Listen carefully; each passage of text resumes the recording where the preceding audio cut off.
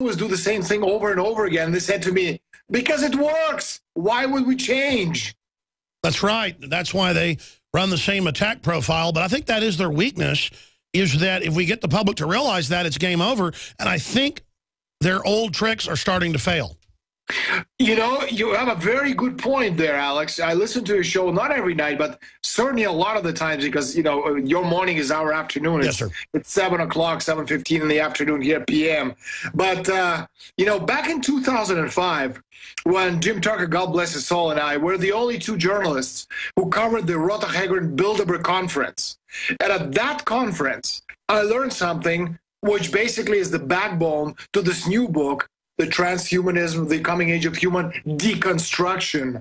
It was based on the discussion at that meeting, which later turned into the Strategic Trends Report 2007-2036, which at the time was a secret source document on the future of humanity. I got a hold of that in 2005, was looking through it, and I said to myself, this isn't the future, this is the present. And the present that they were talking about back in 2005, which turned in 2007 into a report which is now available, you can download it for free on the internet, is the backbone of what we're seeing right now. You know, the age of transition to a global civilization. And this is exactly what we're seeing right now. And some of the terms from back then that I remember reading in the report, they were talking about flash mobs. What was a flash mob, I said to myself in 2005. I don't understand what it means. Well, we do now. You look at Turkey, you look at Kiev. One day, everything is fine. The next day, the city's being burned down by people we don't know where they came from. That's a flash mob. It was in the report, which is the backbone to my book, Transhumanism.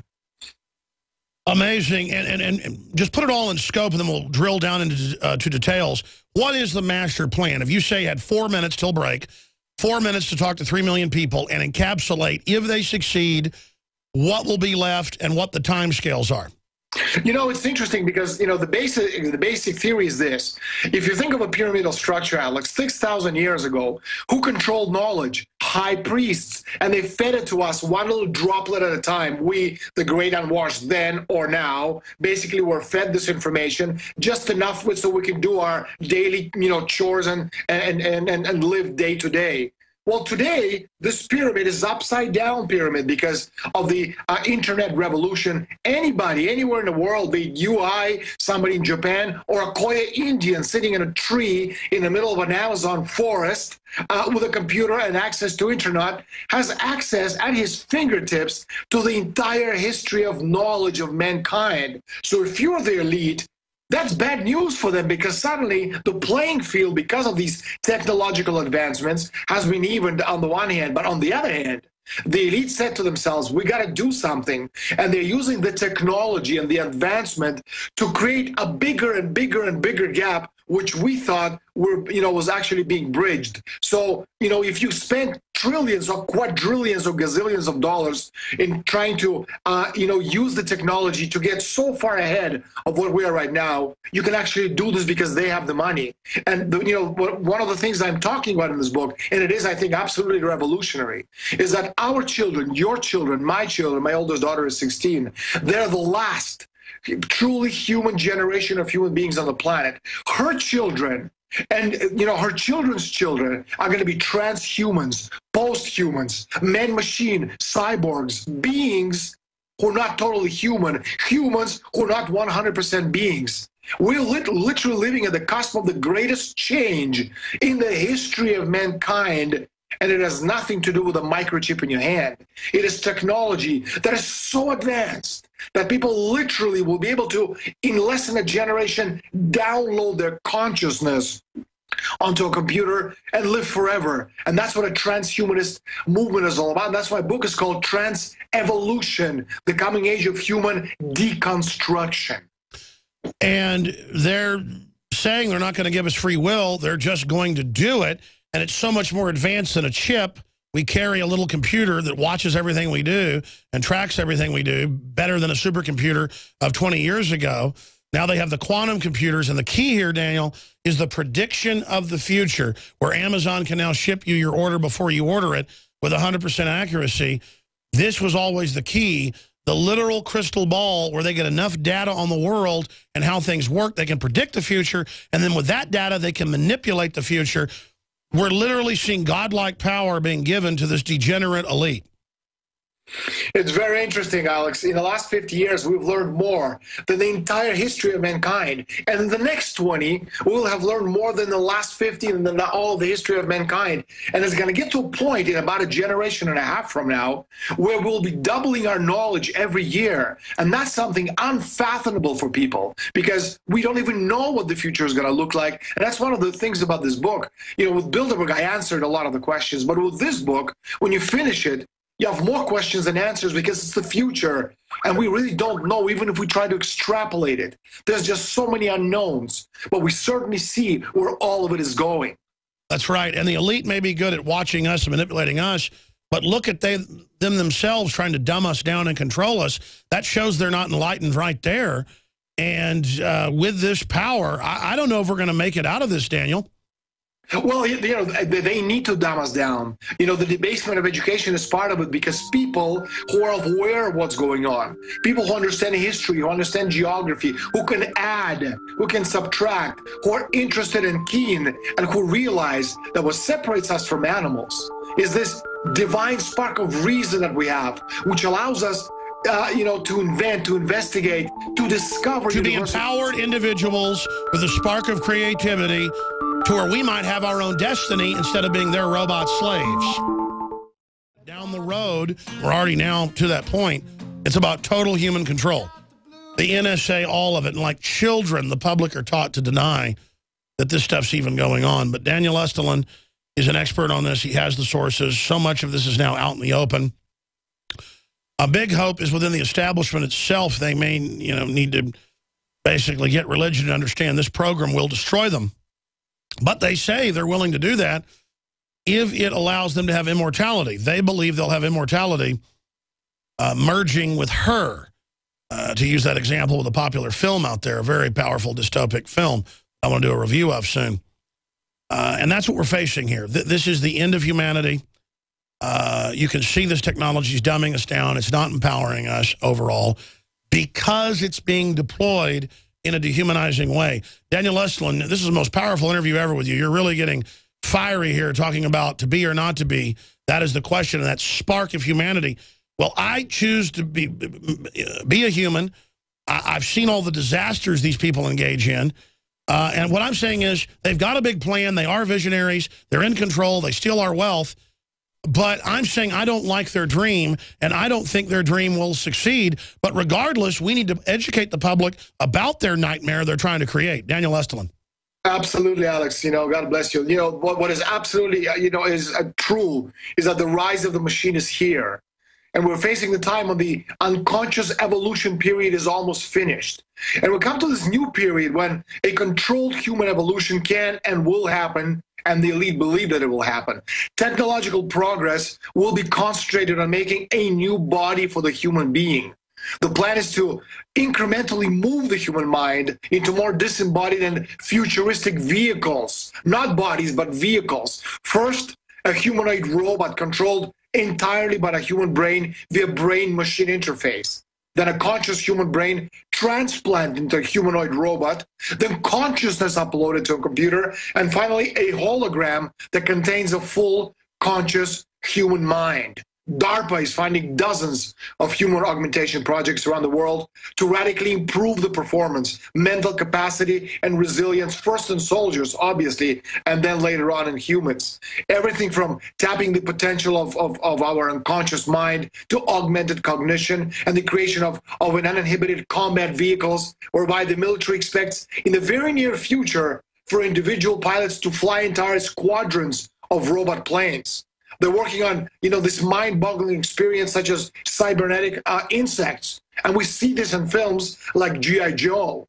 It's already there. It is a total genetic rewrite of the planet, overthrowing the creation. And then you look at the byproduct, the fruits of all their programs, it's dehumanizing, it's not even empowering, and they're not being honest with the public. All the white papers you're mentioning that your book's based on, it's out there. It's on record, but people need to understand this is the end of humanity, and they are aggressively right now trying to destroy the family. Vladimir Putin speaks out against that, and he's a bad person.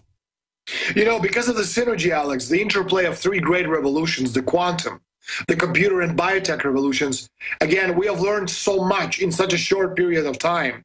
The marvels of science like the internet, telecommunication satellites, laser beams, radio, television, microwave, structures of DNA molecules, biotechnology, all of it ultimately comes from quantum theory, and they dominate this. You know, we have the means through genetics, robotics, information technology, and nanotech to control matter and energy and life itself. We have never seen anything like this before, and it is raising profound questions about what it means to be human. And some of these questions, you know, we're seeing by public officials.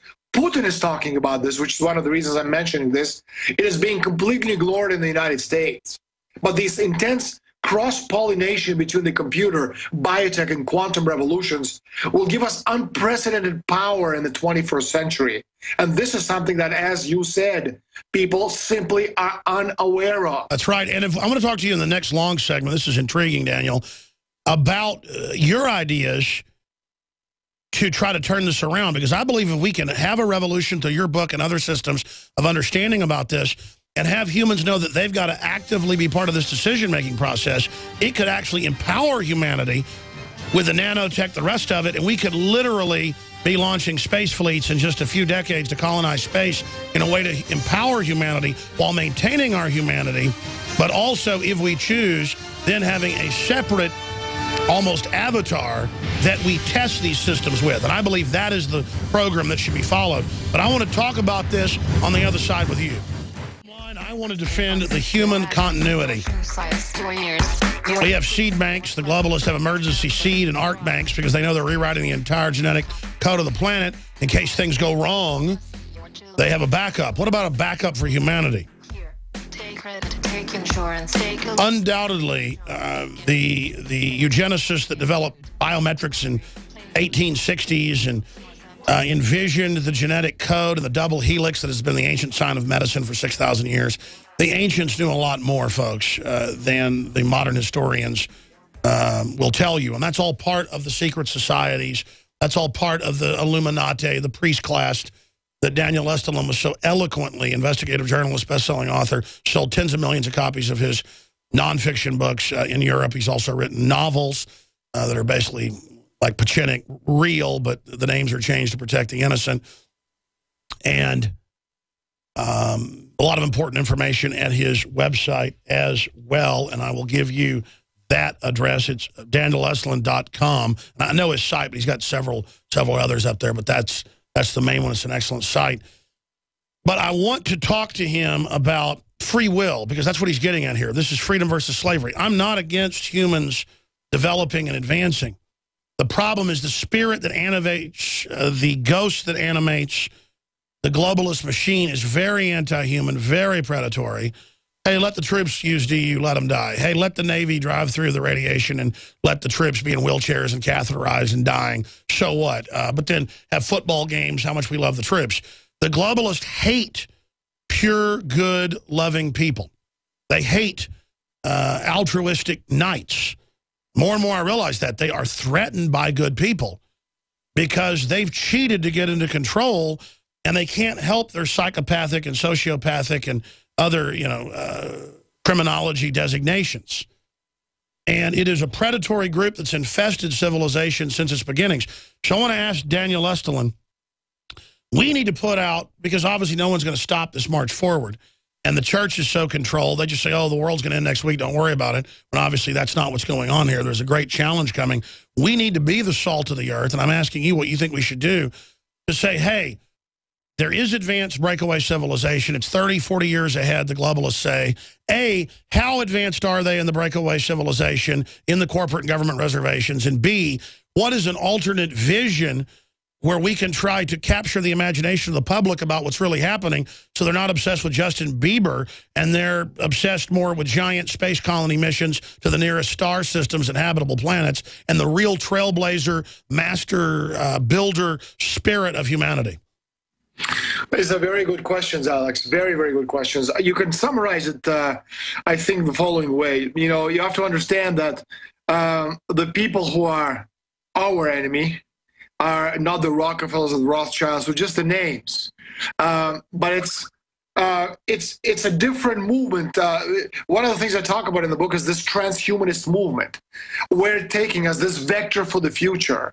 Mega projects such as Russia 2045 movement, which they intend to create this new civilization aimed at future human development and evolution by integrating these new discoveries and developments from science, from physics, energetics, aeronautics, bioengineering, nanotechnology, neurology, cybernetics, cognitive science, and on and so forth. And the Rockefellers of this world really have nothing to do or to say in this matter because they will have been dead by then. But the point is that the transhumanists, and I think the face of transhumanism is Ray Kurzweil, one of the greatest inventors of the 20th century. Unfortunately, a lot of the things that are being done by him right now have very little to do with helping humanity. He's the head of Google development. He thinks he's going to become God. That's right, exactly, Ray Kurzweil.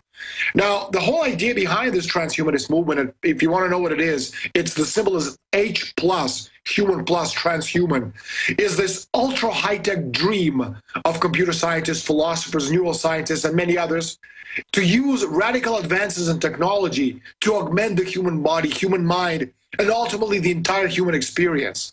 And these people wish to become post-human, which is someone who has been modified with performance-enhancing body, not drugs, body and brain augmentations to the point that they could no longer call themselves human, which is why, again, the Rockefellers have nothing to do with it. And they describe us like bugs that, okay, you don't have to get augmented, but you'll be like a bug. We might step on you.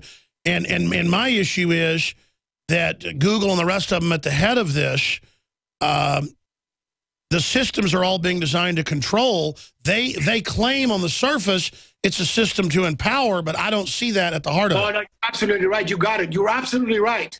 You're one of the few people who said it exactly how it is. Look, neurochip interfaces, computer chips that connect directly to the brain are being developed right now. And the ultimate goal of the brain chip will be to increase intelligence thousands of times over, basically turning the human brain into the supercomputer. Lifelong emotional well-being is also a key concept, for the transhumanist movement. And they can achieve this through a recalibration of the pleasure centers in the brain. Pharmaceutical mood renders have been suggested. Wireheads. Exactly, which will be cleaner and safer than the mind-altering drugs. This is Huxley's 21st century vision of scientific dictatorship without tears. But behind all of this, no matter how you look at it, this technology is something that, we've talked about a lot before. It's the transhumanist movement. And the post-humanity, will be a new human which has been genetically engineered and brain chipped for total control, part man and part machine. This new man will no longer have a need of the sexual reproductive function. That's right. And the elite's plan is to reduce the world's population. I can't think of a better way to do that. And not only that, but through synthetic biology, they're changing our DNA through genetically modified crop. They can literally create beings who are not human, that have never existed on the planet Earth. So why do they need man and woman, as a couple? They don't need that anymore, which is why, as you said on your website yesterday, I think it was, talking about the Illuminati agenda at the last Grammy Awards. Well, this is exactly why they're pushing it. And this is one of the reasons why they hate people like Putin, who is absolutely against this kind of an agenda. That's right. And here's the key. I want to ask you this point.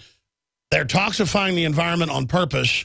Then the crisis comes. They use that to bring in Agenda 21 and neo-feudalism to shut people down for social control so we can then follow their scientific dictatorial edicts, always posing as the savior, and clearly destroying reproductive fertility, clearly wrecking humanity, where it's going to be impossible to live in the civilization unless you accept the transhumanism.